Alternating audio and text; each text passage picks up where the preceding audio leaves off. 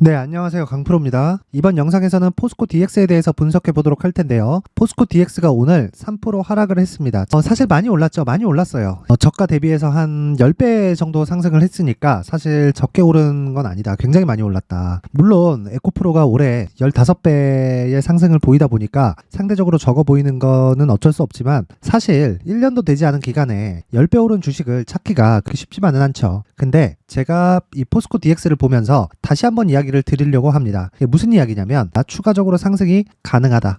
자, 왜 그러냐면요. 만약에 주가가 빠질 거였으면 이렇게 다시 반등을 주지 못하는 게 아니라 이렇게 한 10배 정도 오른 주가에서 이렇게 그냥 완만한 조정을 보인다? 물론 고가에서 물려 있다면요. 스트레스를 좀 받을 겁니다. 자, 고가 대비해서 한 30% 정도의 하락이 나왔기 때문에 저가에서 이 기준에서 본다면 거의 한 60-70% 빠지는 그런 효과가 있죠. 그렇다 보니까 굉장히 조금 스트레스를 받으시는 분들이 있을 겁니다. 빨리 갔으면 좋겠다 뭐 그런 생각들. 근데 생각해 보세요. 주가가 움직이는 건 앞에 좋을 부분을 먼저 반영하면서 주가가 올라갑니다. 그런데 올라가는 이 과정에서는 반드시 실적에 대한 모멘텀이 함께 있어야 돼요. 그 실적에 대한 모멘텀은 여러 가지 이유가 있겠죠. 예를 들어서 뭐 2차 전지 관련된 모멘텀이 있을 수도 있고요. 그리고 로봇 관련된 모멘텀이 있을 수도 있고 자동화 관련된 뭐 그런 모멘텀이 있을 수도 있습니다. 그런데 이렇게 보시면 돼요. 포스코 DX는 원래부터 저평가를 받던 종목입니다. 굴뚝주예요. 왜 굴뚝주였을까요? 포스코 그룹 내에서 일을 받아서 하기 때문입니다. 그쵸? 자, 실적을 보겠습니다. 5년치 실적을 보면 자, 요 내용 보세요. 400억, 480억, 260억,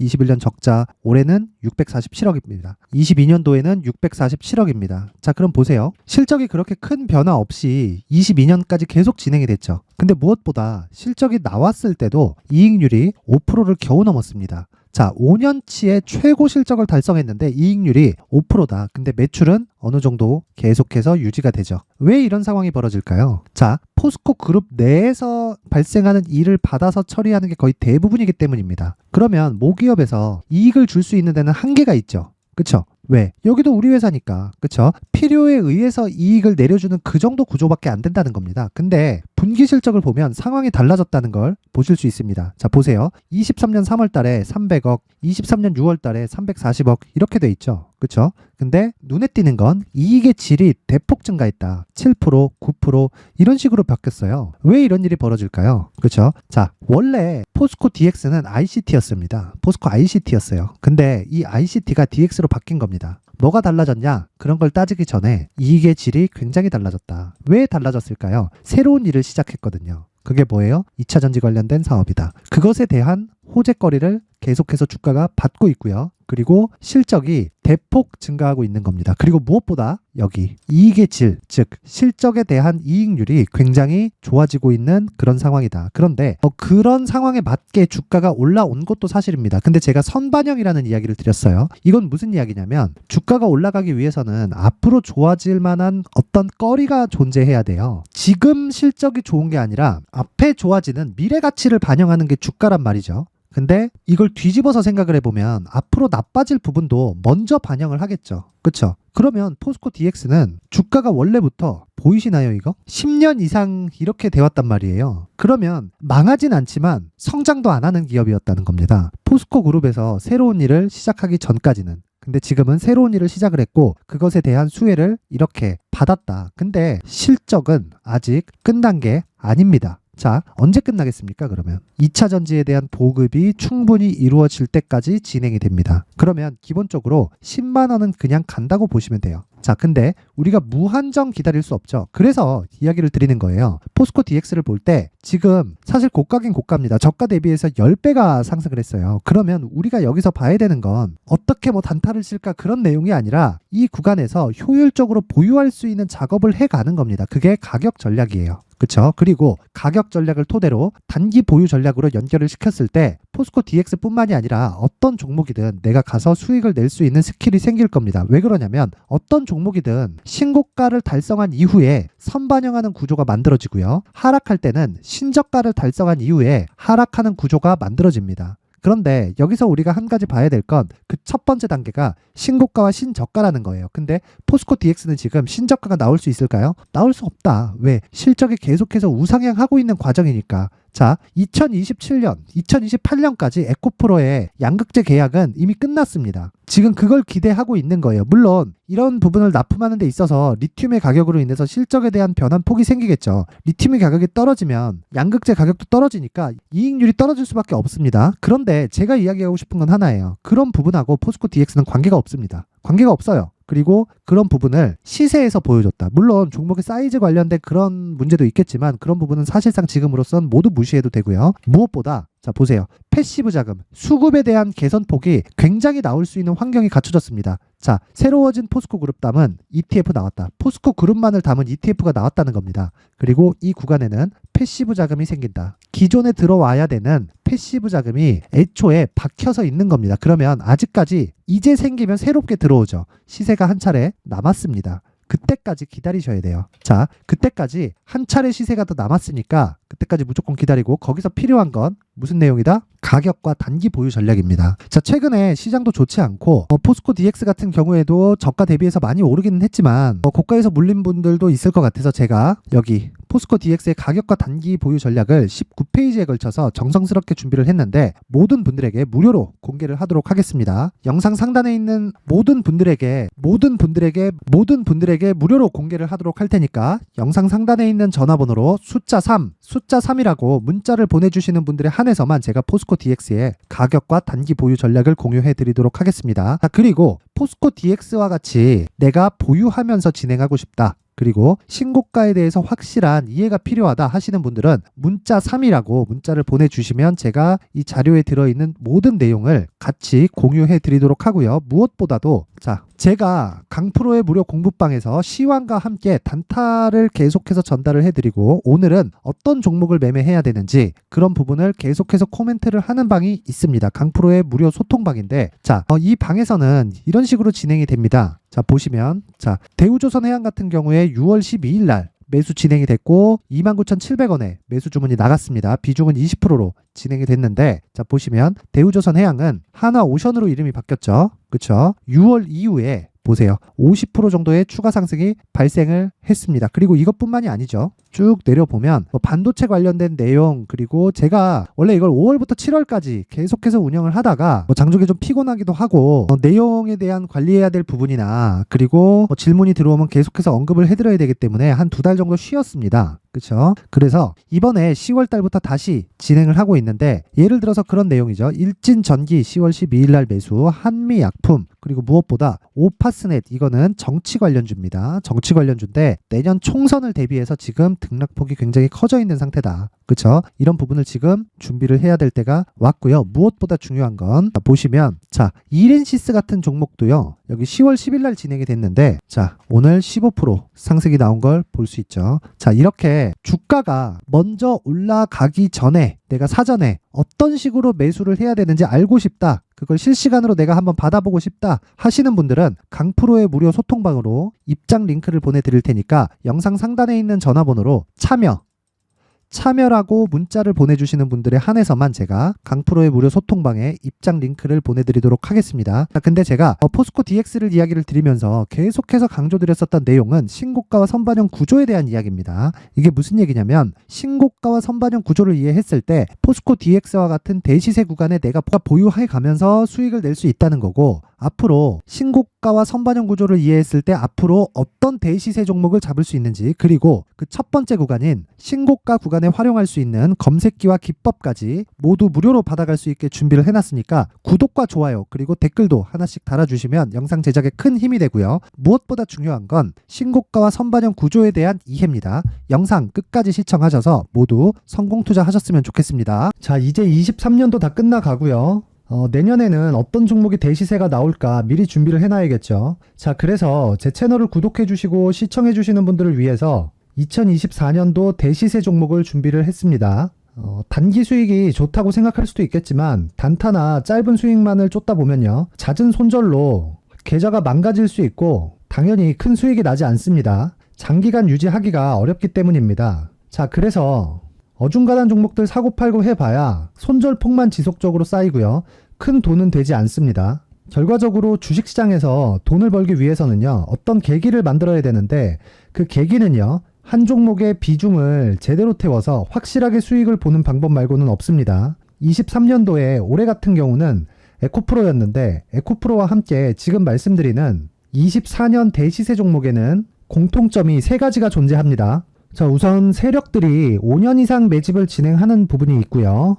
자, 그리고 상승을 시작했을 때는 2개월 전후에 상승이 나온다는 겁니다. 2개월이라고 해서 정확히 맞지 않을 수는 있지만 실제 시세를 시작한 이후에는요, 시간적인 부분이 맞지 않을 때 바로 매도를 해야 되기 때문에 아직 시세가 발생하지 않았을 때 안전마진을 확보하는 매매가 필요합니다. 시세가 발생하지 않은 지금 매수를 들어가야 된다는 거죠. 자, 지금까지 2가지를 말씀드렸죠. 세력들이 5년 이상 매집을 진행하고요. 상승을 시작했을 때 평균적으로 2개월간의 상승이 나오기 때문에 시세가 나오기 전에 매매를 진행을 해야 된다는 겁니다. 자, 그 이후에는 확실한 재료와 상승 모멘텀이 필요한데 에코프로 같은 경우에는요, 친환경으로 갈 수 있는 도구인 전기차에 들어가는 2차전지 필수 소재인 양극재를 생산하는 기업이죠. 양극재는 당연히 확실한 재료와 상승 모멘텀이 될 수밖에 없겠죠. 자, 그래서 2월 7일 강프로의 대시세 종목으로 에코프로를 17만원을 기준해서 매수 주문이 나갔고요. 목표가는 50만원부터 자율 매도 구간으로 잡았습니다. 예상 수익 범위가 200% 이상으로 되어 있죠. 예상 수익 범위의 기준은 신고가를 달성한 이후에, 자, 여기 추가적으로 나올 수 있는 시세의 평균치가 200% 이상이기 때문에 그렇습니다. 물론 23년도 대시세 종목인 에코프로는 지금 매수할 수는 없습니다. 자, 그런데요, 시세는 항상 연결된다고 이야기를 드렸고 24년도에 나올 대시세 종목도 에코프로와 같은 친환경이라는 성장산업대에서 크게 벗어나지 않습니다. 자, 그리고 무엇보다도 강프로의 대시세 종목에는 자, 이런 3가지의 공통점을 체크를 해야 되고 어떤 종목이든 이 3가지 조건 안에서 절대 벗어날 수가 없습니다. 자, 그리고 무엇보다 시세가 진행되는 시작점에는 신고가 이후라는 점은 반드시 기억해야 됩니다. 자, 그래서 제가 2024년 대시세 종목을 준비를 해왔는데 여기 보시면요, 장기간 하락하면서 충분한 매집 구간을 거쳐왔고요.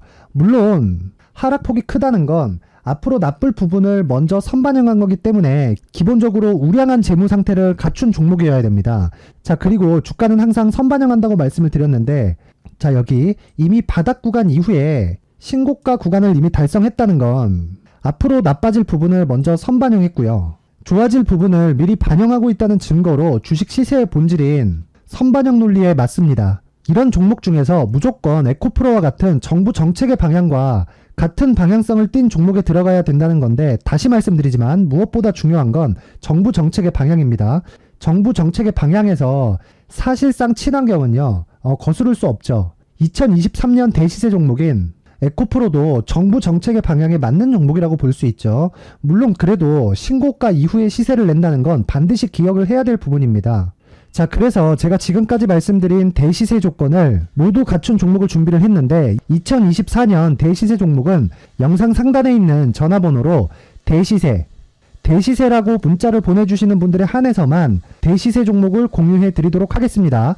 모든 분들께 공유해 드릴 수도 있겠지만, 자, 그래도 준비해온 사람의 성의를 생각해서 최소한의 성의를 보여주시는 대시세 문자를 보내주시는 분들에 한해서만 공유해 드리도록 할 테니까 영상 상단의 전화번호 확인해서 2024년 대시세 종목으로 큰 수익 내셨으면 좋겠습니다. 자, 그런데요, 나는 주식을 배우고 싶다, 이런 대시세 종목을 직접 찾고 싶다 하시는 분들이 있을 수 있습니다. 결과적으로 신고가 종목을 찾고 추적할 수 있어야 된다는 거죠. 그리고 신고가 이후에 발생하는 시세 이파를 반드시 공략을 해야 된다는 겁니다. 그리고 무엇보다 중요한 건 시장 대비 수익률이 더 높아야 된다는 거죠. 자, 시장 대비 수익률이 만약에 떨어진다면, 또는 시장 대비 수익률만큼만 강세를 보인다면 무슨 일이 발생하느냐? 시장이 하락할 때는요, 상승 종목을 찾지 못하는 겁니다. 그래서 신고가 종목을 매매를 해야 된다는 거고, 그 결과로 5월 1일 날 수익이 유니어 머터리얼 기간 내 최고 수익률이 57%가 나온 거죠. 그 다음 5월 8일 날입니다. 5월 8일 보이시죠? 보유기간 2주 찍혀 있고 상승 종목 비율은 71%인데 이건 그렇게 중요한 게 아닙니다. 더 중요한 건 코스피 대비해서 9%, 그리고 코스닥 대비해서는 10%입니다. 이렇게 높게 잡힌 건요, 코스닥이 하락했다는 거고, 코스닥이 하락했을 때는 에코프로가 포함되어 있기 때문입니다. 그리고 강세를 보인 종목들을 보면요, 아진산업 시세 1파를 형성한 이후에 2파 시세가 크게 발생을 했고요.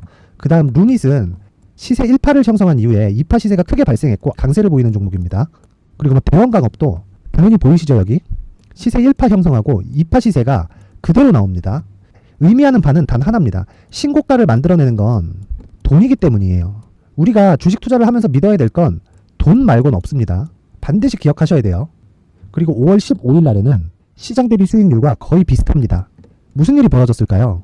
에코프로가 반등이 나온 겁니다. 근데 에코프로 같은 경우엔 신고가 종목이긴 하지만 너무 크게 올랐죠. 너무 많이 오른 종목이 지속적으로 포착이 된다면 헷갈릴 수밖에 없어요. 그런 부분을 다 제외했다고 보시면 되고요. 그럼에도 제너셈, JVM, 한국조선해양, 그리고 휴메딕스, 최근에 바이오나 미용 의료기기 쪽이 굉장히 강세를 보이고 있습니다. 클래시스도 보이는데 클래시스도 지금까지도 강세를 보이는 종목이고 인성정보는 최근에 초강세를 보이고 있죠. 그 다음은 5월 22일입니다. 자, 여기도 마찬가지입니다. 시장 대비 수익률이 3%대로 높아요. 그리고 실리콘2 화장품이죠. 한국전자금융은 제가 이번 주에 매수한 종목입니다. 그리고 두올도 강세를 보였죠. 23%. 그리고 인성정보 전주에 포착이 돼서 지속적으로 추적했다면 인성정보를 매수를 해야겠죠. 당연히. 그리고 에코바이오 17%. 그리고 잉글 우드랩 이 부분은 제가 다른 영상에서 지속적으로 강조를 한 종목입니다. 여기서는 모멘텀에 대한 이야기가 나오는데 최근에 강세를 보이는 화장품 종목은 조건이 단 하나입니다. 미국향 매출이 발생하는지에 대한 여부예요. 잉글 우드랩과 코스메카 코리아 같은 종목이죠.